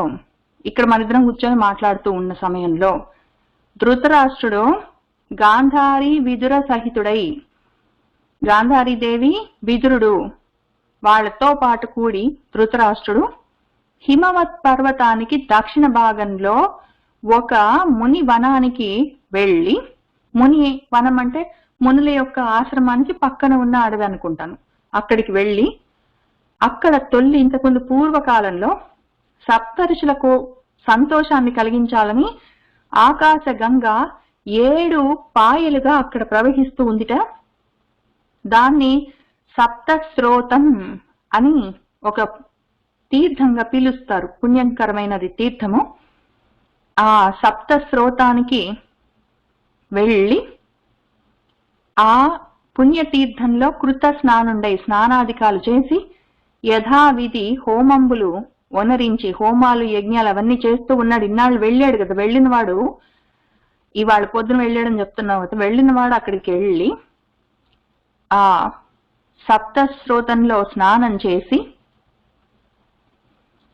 అక్కడ యథావిధిగా హోమాలు అవన్నీ చేసి యజ్ఞాలు అవి చేయవలసినవి జలభక్షణంబు గావించి ఇంకా భోజనం చేయలేదు. ఆయన మంచినీళ్ళు మాత్రం తాగాడు. సకల కర్మంబులు విసర్జించి పనులన్నీ మానుకున్నాడు. విఘ్నంబులం చెందక, ఇంకా ఇంత దూరం వచ్చామో మరి మధ్యాహ్నానికి ఏమి తిందామని అట్లాంటివన్నీ విదురుడితోటి డిస్కషన్స్ అవన్నీ పెట్టుకోకుండా, వేరే విఘ్నాలు అంతరాయాలన్నీ లేకుండా నిరాహారుండై అన్నం కూడా తినకుండా ఉపశాంత ఆత్ముడై మనసును నియమించి, మనసుకి ఇంకా ఆలోచనలు లేవు కాబట్టి మనసు శాంతించి ఉన్నది. ఇంకా తర్వాత ఆయన పుత్ర అర్ధ దార, పుత్రులు పిల్లలు, అర్థం అంటే డబ్బులు, దార అంటే భార్య, ఇంకా అర్థంలోనే ఆయన రాజ్యాలు, అన్ని వస్తువులు, వాహనాలు, ఆయన ఇల్లు ఏమైనా సరే, దార అంటే భార్య. వీటి మీద కోరికలన్నిటినీ వర్జించి విన్యస్త ఆసనుండై ఆయన ఒక ఆసనం వేసుకొని కూర్చున్నాడు. ఇంతకీ ఆయన ఏం చేస్తున్నాడంటే మన అష్టాంగ యోగంలో చెప్పిన యమ నియమ తర్వాత ఆసనాలు, ఆ తర్వాత ప్రాణంబుల నియమించి ప్రాణాయామం, ఆ తర్వాత మనస్సహితంబులైన చక్షు ఇంద్రియ, చక్షు కళ్ళు ఆది మొదలైన ఇంద్రియాలన్నిటిని, కళ్ళు ముక్కు చెవులు నోరు అన్నిటిని, చర్మాన్ని అన్నిటిని, వాటితో పాటు మనసుతో పాటు 6 5 జ్ఞానేంద్రియాలు, 6ది మనసు, ఆ 6 విషయంబులను ప్రవర్తింపనీక బయట విషయాలు. ఆ అడవిలో కూర్చుంటే పిట్టలన్నీ కిలకిలా రావాలి చేస్తున్నాయని చెవులతోటి వినడము, చక్కటి వాసనలన్నీ వస్తున్నాయి, అరణ్యంలో పూలన్నీ విచ్చుకున్నవి అని ముక్కుతోటి వాసన, అందులో పైగా అది హిమవత్ పర్వతము కాబట్టి చల్లటి పిల్లగాళ్ళన్నీ వస్తాయి చర్మానికి, చక్కగా చక్కటి గంధపు వాసనలన్నీ వస్తాయి ముక్కుకి. అవన్నిటినీ ఆయన పట్టించుకోకుండా వాటి మీద, ఆ విషయాల మీద, శబ్దాల మీద, వాసనల మీద, స్పర్శల మీద, వాటి మీద మనసుని గాని ఇంద్రియాలని గాని ప్రవర్తింపనీయక వాటిని నివర్తించి ఆపి, అప్పుడు దానితో ఆయన ప్రత్యాహారం, ఇంకా దాన్ని ఇది ప్రత్యాహారం ఎంతవరకు వచ్చాడు ఆయన? ఆసన ప్రాణాయామ ప్రత్యాహారానికి వచ్చాడు. ఆ తర్వాత హరిభావన రూపంబగు ధారణాయోగము కాబట్టి ధారణ వరకు వచ్చాడు. హరిభావంలో, ఆ భావన రూపంలో ఆయన ఒక స్వరూపాన్ని మనసులో పెట్టుకున్నాడు, దాని మీద ధారణ చేస్తూ ఉన్నాడు. ఆ ధారణాయోగంతో రజస్సు సత్వము తమస్సు అన్న ఆ రూపాల్లో ఉన్న మలినాలు, ఆ దోషాలను ఆయన 3 హరించి ఆ మనంబు అహంకారాస్పదంబైన స్థూల దేహంబు వలనన్ బాపి, అహంకారంతో సహా కలిపి మొత్తం స్థూల దేహం, గ్రాస్ ఫిజికల్ బాడీ మీద కాకుండా మనసుని, ఎందుకంటే మనసు చెప్తేనే మన ఫిజికల్ బాడీ పనిచేస్తుంటుంది. ఇప్పుడు ఆ ఫిజికల్ బాడీని పనిచేయించవలసిన అవసరం లేదు. ఆయన యాక్చువల్ గా ఆసనంలో కూర్చున్నాడు. ధారణ వరకు వచ్చాడు. ఇప్పుడు ధ్యానం మొదలు పెట్టాడు కదా, హరిభావన రూపం మీద ధారణ చేసి అక్కడి నుంచి ఆయన ధ్యానంలోకి వెళ్ళాడు. ఇంకా ఆ సమయంలో స్థూల శరీరం ఏమీ చేయవలసిన అవసరం లేదు కాబట్టి అట్నుంచి మనసుని వెనక్కి తిప్పి ఆ పాపి దాన్ని ఆపేశాడు అక్కడికి. ఇంకా బుద్ధి యందు ఏకీకరణం చేశాడు. మనసుని శరీరంతో కాకుండా డిస్కనెక్ట్ చేసి బుద్ధితోటి కనెక్షన్ చేశాడు. అట్టి విజ్ఞాన ఆత్మను దృశ్యాంశంపు వలన వియోగించి అంటే వియోగం తీసేసి, ఇంకా కళ్ళు మొదలైన దృశ్యాంశాలు అంటే లోపల మనకి తన్మాత్రలు ఉంటాయి, చూడగలగడం, చూసే శక్తి, వినే శక్తి, అట్లాంటివి. బయట చూసే కన్ను, వినే చెవు లాంటి ఇంద్రియాల్ని ఆయన ముందే కట్టడి చేశాడు. కానీ చూడగలిగే శక్తి, వినగలిగే శక్తి, అటువంటివి దృశ్యాంశాలు, లోపల ఉన్న అంతఃకరణాలు, వాటితోటి కూడా ఆయన మనసుని, బుద్ధిని, ఎందుకంటే మనసు బుద్ధి కలిపేశాడు, వాటిని ఆయన డిస్కనెక్ట్ చేశాడు ఈ మొత్తం శక్తులతోటి, ఇంద్రియాల వెనకాల ఉన్న శక్తులతోటి. ఆ తర్వాత క్షేత్రజ్ఞుని యందు పొందించి దృష్టంబైన ఈశ్వరుని వలన క్షేత్రజ్ఞునని పాపి. అప్పుడేం చేశాడంటే, ఇంకా క్షేత్రజ్ఞుడు, ఈ క్షేత్రం గురించిన జ్ఞానం కలిగిన వాడు ఈ జీవుడు అన్నది. అక్కడి నుంచి దాని వెనకాల ఉన్న ఈశ్వరుడి వరకు వెళ్ళాడు. ఆ ధ్యానంలో లోపలికి వెళ్ళిపోతూ ఉన్నాడు ఆయన. అక్కడి నుంచి మహాకాశంలో ఘటాకాశాన్ని, ఆ మొత్తం అంతటా వ్యాపించి ఉన్న ఆకాశంలో నా కుండలో ఉన్న ఆకాశాన్ని కలిపేసినట్టు, ఈ కుండ పగిలితే కుండలో ఉన్న మొత్తం ఆకాశం, ఆ ఖాళీ స్థలం, స్పేస్ అంతా ఆ రూమ్ లో ఉన్న స్పేస్ లో కలిసిపోయినట్టు ఈయన కూడా ఆయనలో ఉన్న క్షేత్రజ్ఞుని ఆ ఈశ్వరుడితో కలిపేశాడు. ఆ కైవడి ఆ విధంగా ఆధారభూతమైన బ్రహ్మంలో ఆయన కలిపేసుకున్నాడు. ఇంకా తర్వాత లోపల గుణక్షోభ, గుణాలన్నీ ఉంటాయి కదా, సత్వరజస్తమో గుణాలు, వాటి వల్ల కలిగే చిత్తక్షోభలు, క్షోభ అంటే కదలికలు, అవన్నీ అట్లానే వెలుపల ఇంద్రియ విక్షోభం, బయట ఇంద్రియాల కదలికలను కూడా ఆపేశాడు, లోపల గుణాల కదలికలను కూడా ఆపేశాడు, మనసును కూడా ఆపేశాడు. ఇవన్నీ లేక ఇప్పుడు ఇంకా సమాధి స్థితికి వచ్చాడు ఆయన. మొత్తం అన్ని కలిపేసి, మొత్తం అన్నిటిని కలిపేసి ఎక్కడొక్కడ ఆపేసి మొత్తం లయం చేశాడు, తర్వాత నాశనం చేశాడు. అంతవరకు వచ్చి ఆ స్థితిలో, సమాధి స్థితిలో ఉన్నాడు ఇప్పుడు. ఆ రకంగా నిర్మూలిత మాయాగుణ వాసనుండగుచు, మాయా గుణాల వల్ల కలిగిన వాసనలను కూడా ఆయన నిర్మూలించుకున్నాడంట. నిరుద్ధంబైన మనః చక్షు ఆది ఇంద్రియాలు, మనసు, కళ్ళు మొదలైన ఇంద్రియాలు, వాటన్నిటిని ఆయన నిరోధం ఆపేసుకున్నాడు. చేసుకొని ఆ తర్వాత అఖిల ఆహారంబులను వర్జించి, మొత్తం ఇంకా ఆహారం అఖిల ఆహారాలు అంటే అన్నము, పళ్ళు తినడము, ఆకులు అట్లాంటివి తినడం, మంచినీళ్ళు తాగడం, అవే కాదు ఆహారాలు. చెవులకి వినడం, శబ్దాలన్నవి ఆహారాలు, కళ్ళకు చూడడం అన్న దృశ్యాలన్నవి ఆహారాలు, శరీరానికి స్పర్శ అన్నది ఆహారం. ఇటువంటి ఆహారాలు ఏమీ లేవు. ఇంకా ఏ విధంగా ఇంద్రియాలు కాని, మనసు కాని దేన్ని లోపలికి పుచ్చుకునేది లేదు ఆహారంగా. ఆ రకంగా అన్నిటిని వర్జించి ఆయన కొరడు సందంబున కొయ్యబారిపోయాడు. ఆయన మొత్తం కొరడు అంటే కొయ్య, ఒక చెక్క ముక్కలాగా తయారైపోయాడు, బిగి తీసుకొని పోయాడు ఆయన మొత్తం ఆ సమాధి స్థితిలో. ఇక్కడ నిరుద్ధంబులైన మనస్సు అంటే నాకు అది మన పతంజలి మహర్షిది మొట్టమొదటి సూత్రం గుర్తొచ్చింది అష్టాంగ యోగంలో. ఆయన యోగ చిత్త వృత్తి నిరోధ అన్నారు. ఆయన చిత్త వృత్తులను నిరోధించడమే యోగం అని చెప్పారు. అటువంటి యోగ స్థితిలో ఆయన సమాధి స్థితిలో మొత్తం శరీరం అంతా కొయ్యబారిపోయి ఉన్న స్థితిలో ఉన్నాడు మన ధృతరాష్ట్రుడు. అప్పుడేం జరిగిందంటే, ఇంకా ఉటజాంత స్థల వేదికిన్ నియతుడై ఉన్నాడు నేడు ఆదిగా ఇటపై ఏనవనాడు మేన్ విడవగా నిత్యాగ్ని యోగాగ్ని తత్ పటుదేహంబు దహింప చూసి నియమ ప్రఖ్యాత గాంధారి ఇట్టట్టు ఓనల్లక ప్రాణవల్లభునితో అగ్నింపడున్ భూవరా. ఇప్పుడు అక్కడ ఆయన ఈ క్షణంలో ఈ విధంగా సమాధి స్థితిలో కూర్చొని ఉన్నాడు. ఆయనకి ఏం కాలేదు. అయ్యో నేను లేకపోతే వాళ్ళు ఏమైపోతారు అంటున్నావు కదా, వాళ్ళకి ఏం కాలేదు, బాగానే ఉన్నారు.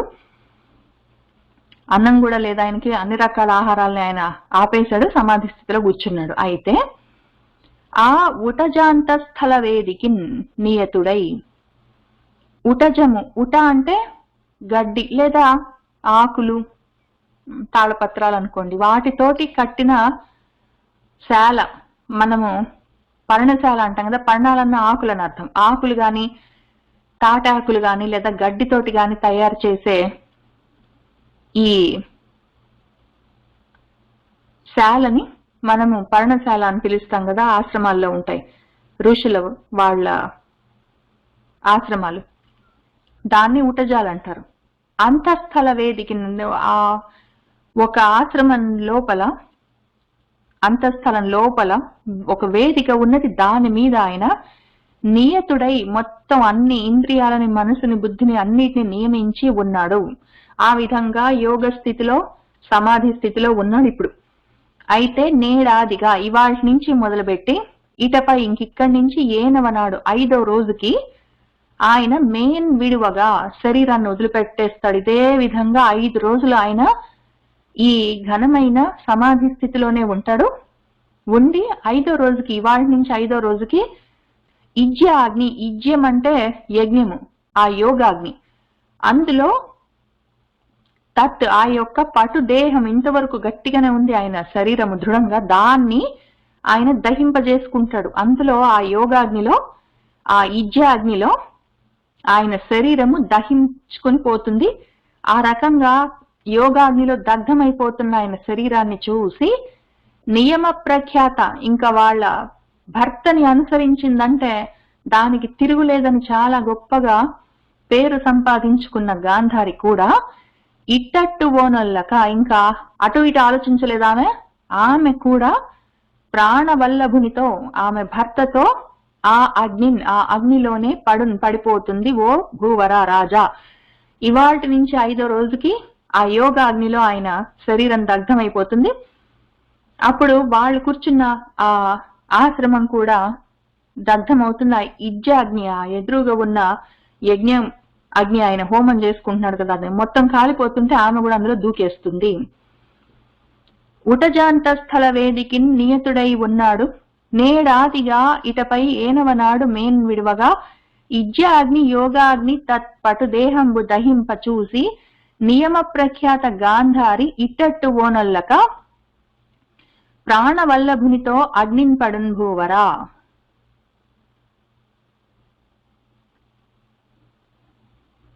అంతట వారల మరణము వింతయగుచు చూడబడిన విదురుడు చింతా సంతాపమెదవ ప్రీత స్వాంతుడై తీర్థములకు చనియడు అధిప. అంతటా ఇంకప్పుడు వారల మరణము, వాళ్ళ విధంగా చనిపోవడము వింతయగుచు ఆశ్చర్యంతో చూసిన తర్వాత విదురుడు చింతా సంతాపమొదవ, ఆయనకి చింత, దుఃఖము, సంతాపము, తీవ్రమైన బాధ ఆయనలో కలిగి ఆయన ప్రీత స్వాంతుడై, ఆయన స్వాంతము, ఆయన మనసు ఇంకా తల్లడిల్లిపోయి జారిపోయి, ప్రీతం అంటే జారిపోవడం, మనసు జారిపోయి దిగులుతోటి ఆయన తట్టుకోలేక తీర్థములకు, మళ్ళీ తీర్థయాత్రలకు చనియడు, వెళ్ళిపోతాడు అధిపా ఓ రాజా. ఇప్పుడే వచ్చాడు ఆయన. ఇప్పుడే వచ్చాడంటే ఆ యుద్ధాల సమయంలో వెళ్ళాడు మన విదురుడు తీర్థయాత్రలకి. తర్వాత యుద్ధం అయిపోయిన తర్వాత చానాళ్ళకి వచ్చాడు. ఇప్పుడు వచ్చి మళ్ళీ ఇప్పుడు వీళ్లతో పాటు అడవులకి వెళ్ళాడు. అక్కడి నుంచి మళ్ళీ 5 రోజులకి, ఇవాటి నుంచి 5వ రోజుకి ధృతరాష్ట్రుడు, గాంధారి అట్లా అగ్నిలో పడి దగ్ధమైపోతే చూసి తట్టుకోలేక తల్లడిల్లి ఆయన మళ్ళీ తీర్థయాత్రలకు వెళ్ళిపోతాడు. అది జరగబోతున్న విషయము. అంతట వారల మరణము వింతయగుచు చూడబడిన విదురుడు చింతా సంతాపమొదవ ప్రీత స్వాంతుండై తీర్థములకు చనియడు నదిప అని విదురాదుల వృత్తాంతం వంతయు ధర్మనందుని కెరిగించి తుంబుర సహితుండైన నారదుండు స్వర్గంబునకు నిర్గమించిన వెనుక ధర్మజుండు భీముని చూసి ఇట్లనియే అని విదురుడు, గాంధారి, ధృతరాష్ట్రుల వృత్తాంతం, కథనంతా మొత్తాన్ని ధర్మనందనుడికి ఎరిగించి చెప్పి తుంబుర సహితుండై, తుంబురుడితో పాటు నారదుడు కూడా స్వర్గంబునకు నిర్గమించిన, స్వర్గానికి వెళ్ళిపోయాడు. దాని వెనుక తర్వాత ధర్మజుడు ఆ పక్కనే కూర్చున్న భీముడితో ఈ విధంగా అంటూ ఉన్నాడు. ఒక కాలమున పండు ఓషధి చేయము, వేరొక కాలమున పండకుండునండ్రు. క్రోధంబు లోభంబు క్రూరత వంకును దీపింప నరులు వర్తింతురండ్రు. వ్యవహారములు మహావ్యాజయుక్తములండ్రు. సఖ్యంబు వంచనా సహితమండ్రు. మగలతో నిల్లాండ్రు మచ్చరించదరండ్రు. సుతులు తండ్రుల తెగజూతురండ్రు. గురుల శిష్యులు దూషించి కూడరండ్రు. శాస్త్ర మార్గములెవ్వియు జరుగవండ్రు. న్యాయ పద్ధతి బుధులైన నడవరండ్రు. కాలగతి నింతయై వచ్చే కంటే నేడు అని తమ్ముడితో అంటున్నాడు ధర్మరాజు. నేను కూడా ఇటువంటివన్నీ వింటున్నాను, నారదుడు చెప్పాడని కాదు గాని, ఎందుకంటే రాజుగారు కదా మన ధర్మరాజు, ఇవన్నీ వింటూనే ఉన్నాడు. ఈ మధ్యన ఇంకా కలికాలం వచ్చే సమయం దగ్గర పడ్డది, పైగా కృష్ణచంద్రుడు వెళ్ళిపోయే సమయం దగ్గర పడ్డది, ఇంకా ద్వాపర యుగం చివరికి వస్తూ ఉన్నది. ఆ సమయంలో కొన్ని చెడు సూచనలన్నీ కనిపిస్తున్నాయి. ఆ యుగాంతం వేళ జరగవలసినవి అవన్నీ ఆయన కూడా వింటున్నాడు ధర్మరాజు, అవి చెప్తున్నాడు. ఒక కాలమున పండు ఓషధి చేయము, ఒక సమయంలో ఈ సంవత్సరము ఈ సమయానికి ఈ పంటలు పండేయంటే వేరొక కాలమున మళ్ళీ తర్వాత పంట పండకుండునండ్రు, పండట్లేదుట. వాళ్ళు వ్యవసాయదారులు చెప్తున్నారు, వాళ్ళు నాటినా కూడా పంటలు పండట్లేదుట. ఒకసారి పండుతున్నాయి, ఒకసారి పండట్లేదని చెప్తున్నారు. తప్పకుండా విత్తనాలు నాటితే పంటలు చేతికి వస్తాయని నమ్మకం లేకుండా ఉంది ఈ రోజులలో. పైగా క్రోధము లోభము క్రూరత బొంకు అంటే అబద్ధాలు చెప్పడం, కోపాలు లోభితనాలు క్రూర స్వభావాలు అబద్ధాలు చెప్పడాలు ఇటువంటివన్నీ దీపింప ఇంకా పెచ్చు మీరిపోతూ ఉంటే నరులు మనుషులు ఆ విధంగా ప్రవర్తిస్తూ ఉన్నారని చెప్పుకుంటున్నారు. మనుషుల్లో ఈ క్రూర స్వభావము, అబద్ధాలు ఆడము, కొట్లాడుకోవడము, కోపాలు లోభితనాలన్నీ పెరుగుతూ ఉన్నాయని చారులు చెప్తున్నారు. వ్యవహారములు మహా వ్యాజయుక్తములైపోయినాయంట. వ్యవహారాల్లో ధర్మం పోయి వ్యాజము, నాకేం లాభం, అట్లాంటివన్నీ ఇంకా ఎక్కువైపోయాయి. వ్యాజ్యాలన్నీ ఇచ్చిపుచ్చుకోవడాలు ఎక్కువైపోయినాయి. ధర్మం గురించిన ఆలోచనలు తగ్గిపోయినాయి అని చెప్పుకుంటున్నారు. తర్వాత సఖ్యంబు వంచనా సహితమండ్రు. సఖ్యము స్నేహాలు కూడా వంచనలతో మోసాలతో కూడి ఉన్నాయని చెప్తున్నారు. మగలతో ఇల్లాండ్రు, భర్తలతో ఆడవాళ్లు మచ్చరించెదరు, ఊరికే గొడవలు పడుతున్నారు అని చెప్పుకుంటున్నారు. సుతులు తండ్రుల తెగజూతురండ్రు. కొడుకులు వాళ్ళ తండ్రులను చంపాలని చూస్తున్నారు, తండ్రుల గొంతులే కోస్తూ ఉన్నారని వింటూ ఉన్నాము. గురుల శిష్యులు దూషించి కూడరండ్రు. గురువులతోటి శిష్యులు గొడవలు పడి గురువులను నిందించి వాళ్లతో కలిసి కూర్చొని చదువుకోవట్లేదని వింటున్నాము. గురువుల మీద శిష్యులకి గౌరవాలు లేకపోయినాయి. పైగా వాళ్ళని అగౌరవపరచడము, వాళ్ళు చెప్పింది వినకపోవడం అవన్నీ జరుగుతున్నాయిట. శాస్త్ర మార్గాలు ఏవి జరగట్లేదుట. న్యాయ పద్ధతులు బుధులైన వాళ్ళు కూడా, చదువుకున్న వాళ్ళు కూడా న్యాయం తప్పి ప్రవర్తిస్తున్నారట. కాలగతి నింతయై వచ్చే, కాలం చూడు ఎటువంటి కాలం వచ్చిందో నేడు కంటే చూసావా అని తమ్ముడితో అంటున్నాడు ధర్మరాజు. ఒక కాలమున పండు నోషధి చేయము, వేరొక కాలమున పండకుండునండ్రు. క్రోధంబు లోభంబు క్రూరత పొంకును దీపింప నరులు వర్తింతురండ్రు. వ్యవహారములు మహావ్యాజయుక్తములండ్రు. సఖ్యంబు వంచనా సహితమండ్రు. మగలతో నిల్లాండ్రు మచ్చరించదరండ్రు. సుతులు తండ్రుల తెగజూతురండ్రు. గురుల శిష్యులు దూషించి కూడరండ్రు. శాస్త్ర మార్గములెవ్వియూ జరుగవండ్రు. న్యాయ పద్ధతి బుధులైన నడవరండ్రు. కాలగతి నింతయ్యై వచ్చే కంటే నేడు అని తమ్ముడితో అంటున్నాడు. హరిజూడన్ నరుడేగినాడు నెలలేడయ్యన్ గదా రారు కాలరులెవ్వారును యాదవుల్ సమదలోల స్వాంతులు ఈ వేళ సుస్థిరులై ఉండుదురా మురారి సుఖి అయి సేమంబుతో నుండున ఎరవైయున్నది చిత్తము ఈశ్వర కృతం వెట్లోగదే మారుతి అని మరుత్తు వాయుదేవుడి కొడుకు భీముడితో అంటూ ఉన్నాడు మన ధర్మరాజు. హరిజూడన్ కృష్ణుణ్ణి చూసొస్తానని నరుడు మన అర్జునుడు ఏగినాడు, వెళ్ళాడు. నెలలు 7 గదా, 7 నెలలైంది వెళ్ళి. మన అర్జునుడు అటే పోయాడు, ఇంకా రాలేదు. రారు కాలరులు ఎవ్వారును, కాలరులు అంటే వార్తాహరులు, మెసెంజర్స్, ఎవ్వరూ అక్కడి నుంచి ద్వారక నుంచి రాలేదే ఇటువైపు. యాదవుల్ సమద లోలస్వాంతులు, యాదవులు కొంచెం సమద మదంతో ఉంటారు, వాళ్ళు కొంచెము అహంకారాలు ఎక్కువ. లోలస్వాంతులు కొంచెం వాళ్ళ మనసులు కూడా చాంచల్యంతో ఉంటాయి. వాళ్ళు ఈవేళ సుస్థిరులై ఉండుదురా, వాళ్ళు బానే ఉంటారంటావా, వాళ్ళు బానే ఉన్నారంటావా. మురారి సుఖి అయి సేమంబుతో నుండున, మన మురారి కృష్ణుడు సుఖంగా ఉన్నాడంటావా, సేమంబుతో క్షేమంగా ఉన్నాడంటావా. 20 ఉన్నది చిత్తము, నా మనసు ఎందుకో కొంచెం దిగులుతోటి ఉన్నది.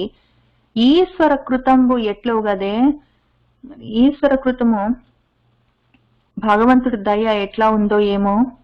మారుతి, ఓ భీమా, నాకు కొంచెం భయం అనిపిస్తుంది, మనసు కొంచెం దిగులుగా ఉన్నది. కృష్ణుడు సుఖంగానే ఉన్నాడంటావా, క్షేమంగా ఉన్నాడంటావా. యాదవులు కొంచెము ఒక రకంగా ఉంటారు, వాళ్ళు చపల చిత్తులు, వాళ్ళు బానే ఉన్నారంటావా. అక్కడి నుంచి ఎవరు ఇంతవరకు రాలేదే మనకు వార్తలు చెప్పడానికి. మన అర్జునుడేమో వెళ్ళిన వాడు అటే వెళ్ళాడు, 7 నెలలైంది, ఇంకా రాలేదు. ఏం జరుగుతుందో ఏమో.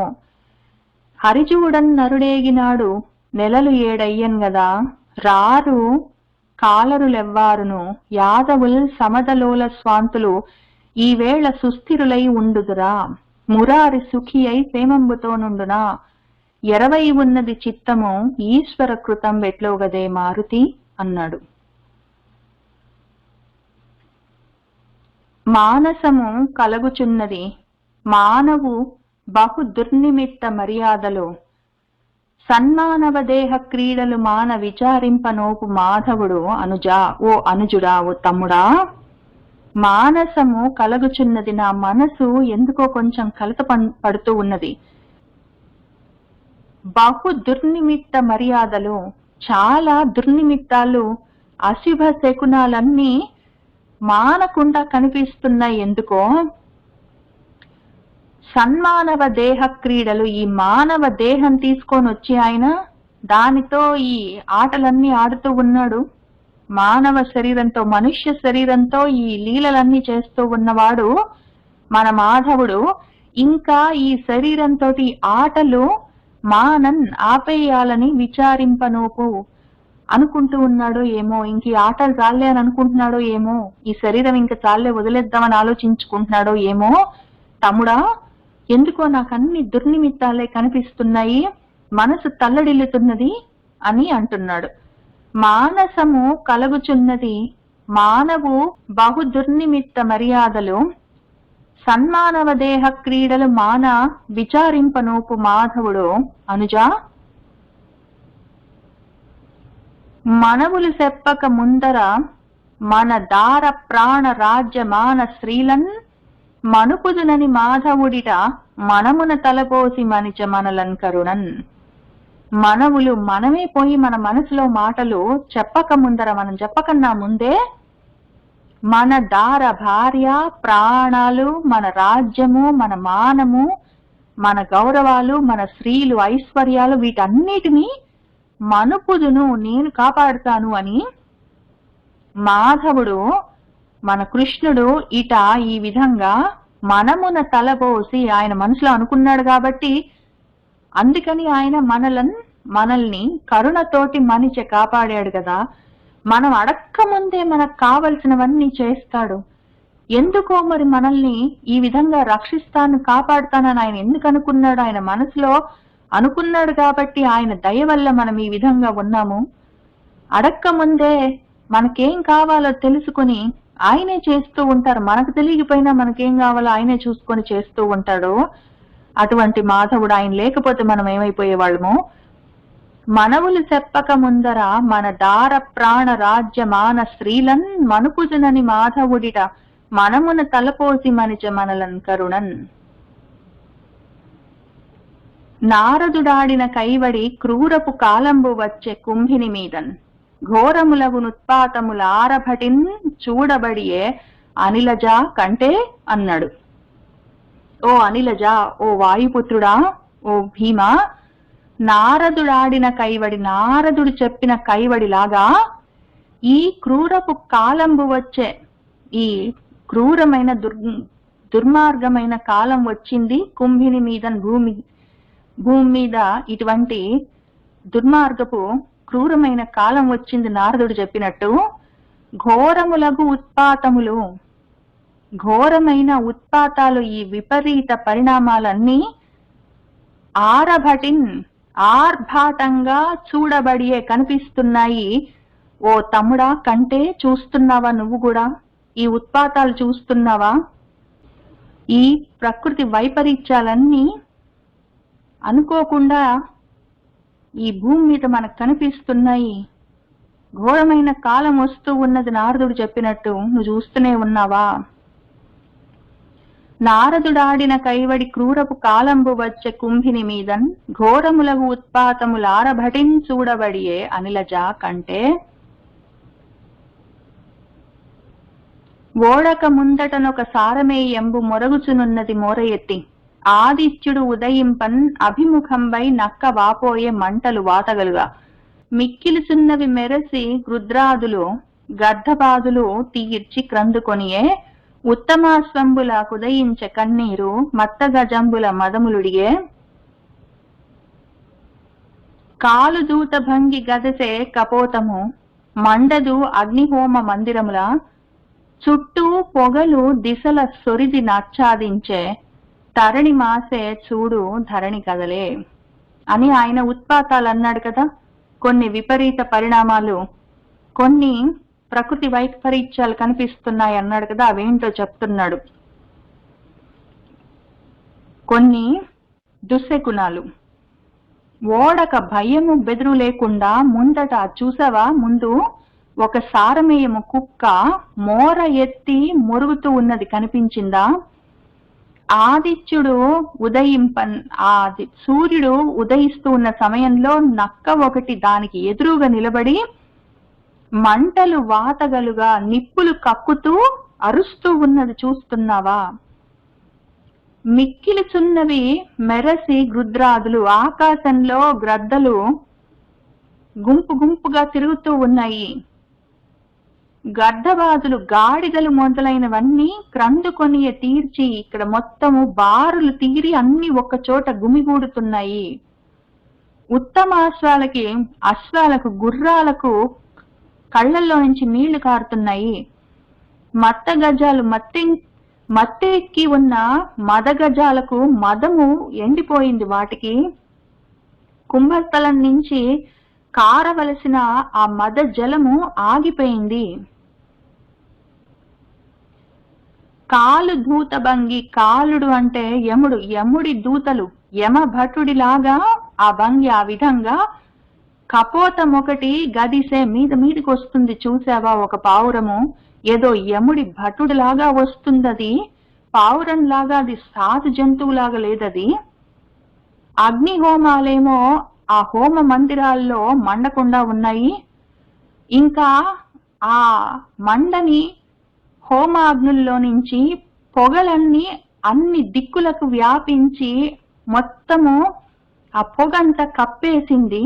అగ్ని మండకుండా ఉంది, పొగంతా కప్పి ఉన్నది. ఆ తరణి, మన సూర్యుడు మాసిపోయాడు, మొత్తము మసక పారిపోయాడు. ధరణి భూమి అంతా కదిలిపోతూ ఉన్నది. చూస్తూ ఉన్నావా ఎటువంటి ఉత్పాతాలో? ఓడక ముందటనొక సారమేయంబు మొరుగుచునున్నది మోర ఎత్తి ఆదిత్యుడు ఉదయింపన్ అభిముఖంపై నక్క వాపోయే మంటలు వాతగలుగా వాత అంటే వాంతి. మన మంటలు కక్కుతూ అది అరుస్తూ ఉన్నదిట.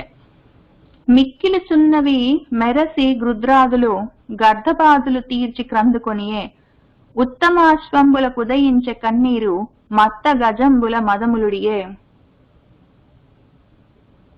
కాలు దూత భంగి గదిసే కపోతము మండదు అగ్నిహోమ మందిరముల చుట్టూ పొగలు దిశల సొరిది నాచ్ఛాదించే తరణి మాసె చూడు ధరణి కదలే. వాతములు విసరే రేణువ్రాతములు ఆకసము గప్పే వడి సుడిగొని నిర్ఘాతములు వడియే ఘన సంఘాతంబులు రక్తవర్ష కలితములయ్యన్. వాతములు పెనుగాలులన్నీ విసురుతూ ఉన్నాయి.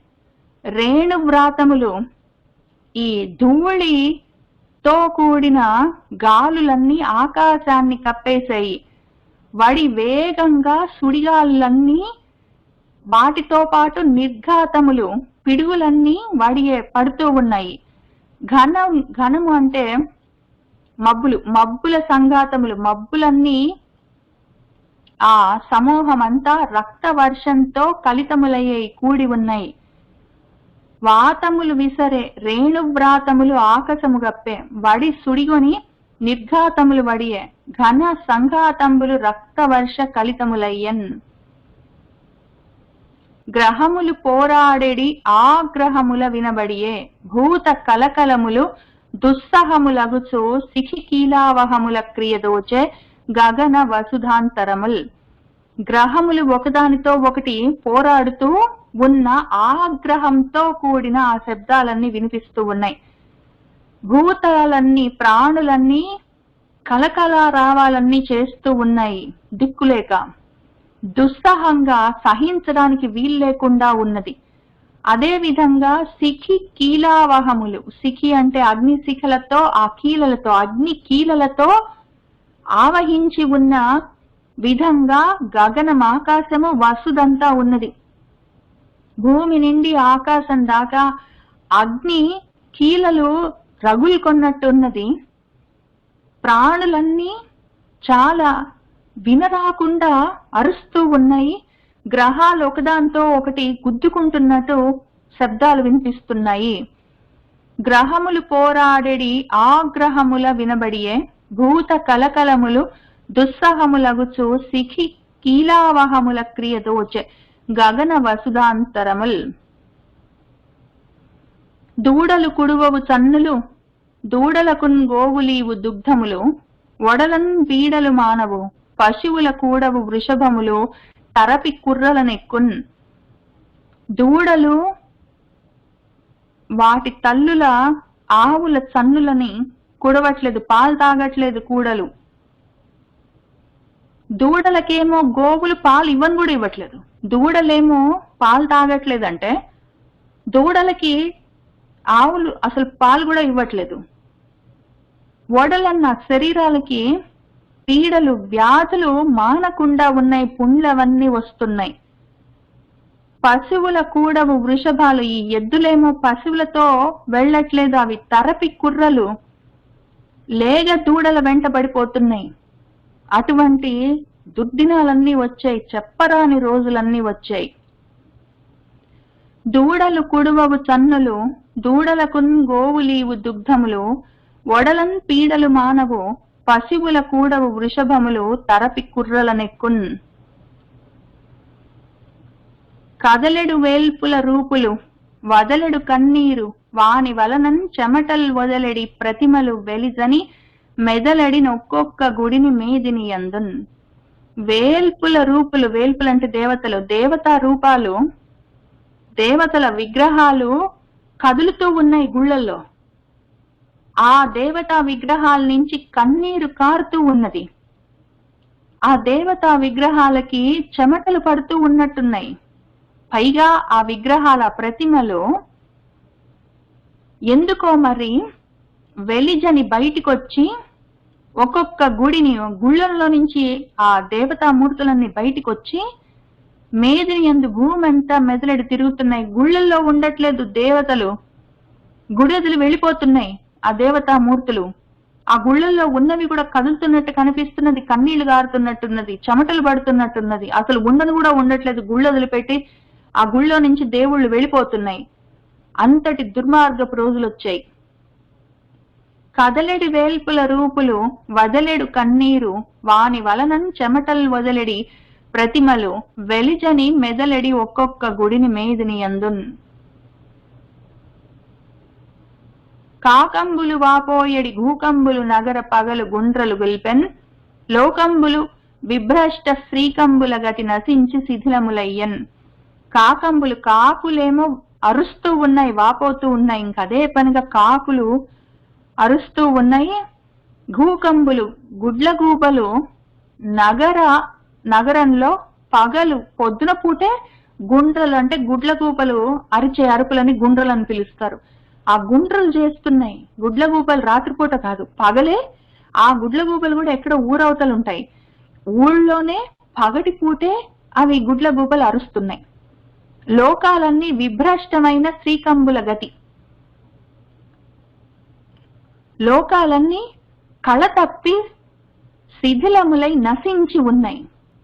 కళ తప్పి ఉన్నాయి, గతి తప్పి ఉన్నాయి. లోకాలన్నీ భ్రష్టమైపోయి శిథిలమైనట్టు కనిపిస్తున్నది. కాకంబులు వాపోయడి గూకంబులు నగర పగలు గుండ్రలు గొల్పెన్ లోకంబులు విభ్రష్ట శ్రీకంబుల గతి నశించి శిథిలములయ్యన్. యవ పద్మ అంకుశ చాప చక్ర ఝుష రేఖాలంకృతంబైన మాధవు పాదద్వయము ఇంక మెట్టెడు పవిత్రత్వంబు నేడాదిగా అవనీకాంతకు లేదు పోమరి.